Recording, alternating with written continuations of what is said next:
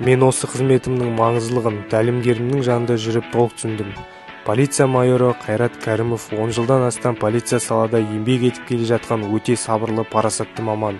Ол маған нағыз полиция қызметкері алдымен тыңдай біледі дейді. Менің бойымдағы адамға деген жанашырлық пен жауапкершілік сол кісінің көмегімен ашылды.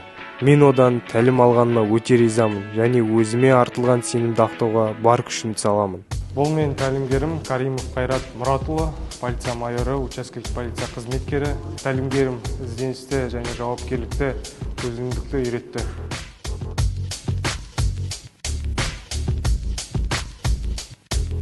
Мен бұл сала келгенде еш өкінбеймін, себебі нағыз ер азаматтың батыл жол деп есептеймін.